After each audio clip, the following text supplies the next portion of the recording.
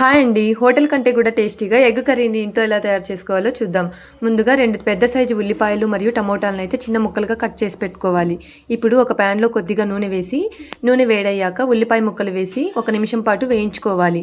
తర్వాత టమోటా ముక్కలను కూడా వేసి మూత పెట్టి 3-4 మినిట్స్ అయితే బాగా మెత్తబడే వరకైతే ఉడికించుకోవాలి. ఈ మిశ్రమం చల్లారిన తర్వాత ఒక చిన్న దాల్చిన చెక్క ముక్క మరియు 2 లవంగాలను వేసి మిక్సీ జార్‌లో మెత్తగా గ్రైండ్ చేసి పెట్టుకోవాలి. ఇప్పుడు మరో ప్యాన్‌లో కొద్దిగా నూనె వేసి, ముందుగా ఉడికించి పెట్టుకున్న ఎగ్స్‌నైతే 1 నిమిషం పాటు ఫ్రై చేసుకొని పక్కకు పెట్టుకోవాలి. ఇప్పుడు అదే నూనెలో కొద్దిగా జీలకర్ర, ఆవాలు, కరివేపాకు మరియు 1 స్పూన్ అల్లం వెల్లుల్లి పేస్టు, ముందుగా మనం గ్రైండ్ చేసి పెట్టుకున్న మిశ్రమాన్ని వేసి బాగా కదుపుకోవాలి. ఇప్పుడు అందులోనే రుచికి సరిపడా ఉప్పు, పసుపు, ధనియాల పొడి, కారం పొడి వేసి తగినంత వాటర్‌నైతే వేసి ఉడికించుకోవాలి.